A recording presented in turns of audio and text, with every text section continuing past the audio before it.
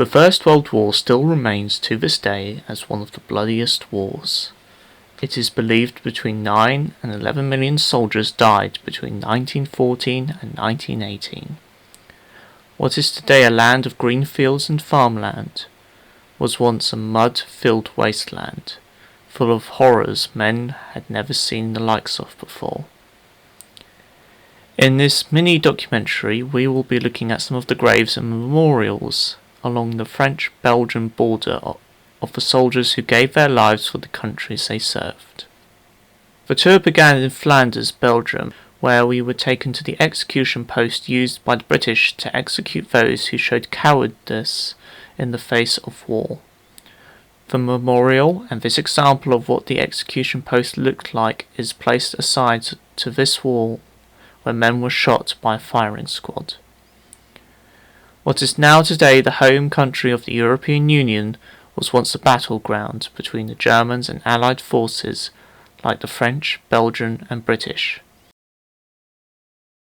Our tour group visited Hill 62 where fighting between Allied and German forces took place and a memorial for Canadian troops who lost their lives at this spot. We then visited a museum where there were remains of trenches. The trenches were reenacted to show visitors what it would have looked like during the First World War. Inside the trenches it was very wet and muddy. It's hard to imagine how soldiers lived and fought in these terrible conditions. After some lunch our tour guide took us to the German cemetery. The gravestones of German soldiers were black and faced flat on the grass. There were oak trees growing in the cemetery, and the area was designed to reflect a more sombre atmosphere from the Germans' perspective.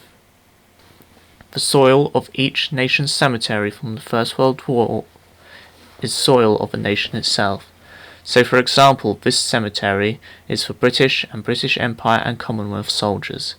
So this soil is British and the respected countries who were part of its empire and the Commonwealth. The Menin Gate Memorial to the Missing is dedicated to the British and Commonwealth soldiers who went missing during the battles at Ypres. When we went to visit the memorial, it was under maintenance, but this is what it would normally look like. At 8 p.m. local time every night there is a ceremony of remembrance for the British and Commonwealth soldiers who lost their lives during the war.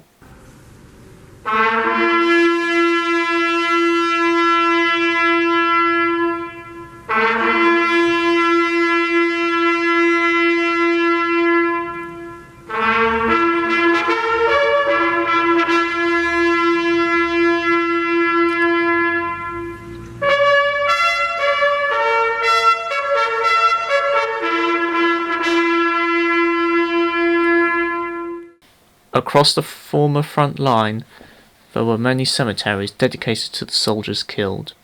The British and Commonwealth graves are looked after by the Commonwealth War Graves Commission. What are now farmers' fields is where fighting took place, and still to this day bodies are found buried in the fields you see here. Some are still out there.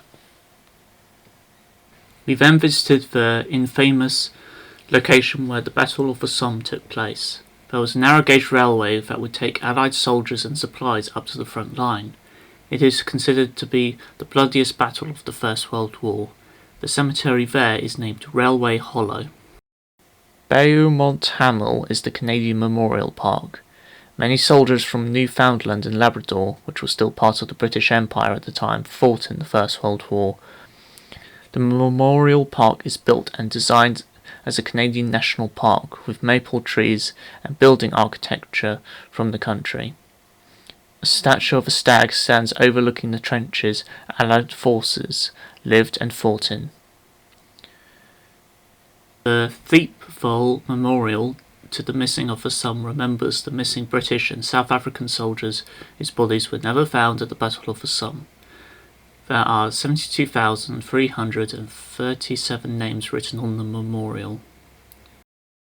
Here is a crater which was made from constant missiles being fired into one spot. Poppies grew in the barren battlefields. They are the symbol of remembrance that we have in the UK. Our final stop was the Canadian National Vimy Ridge Memorial in France, a memorial to the Canadian soldiers killed in the war.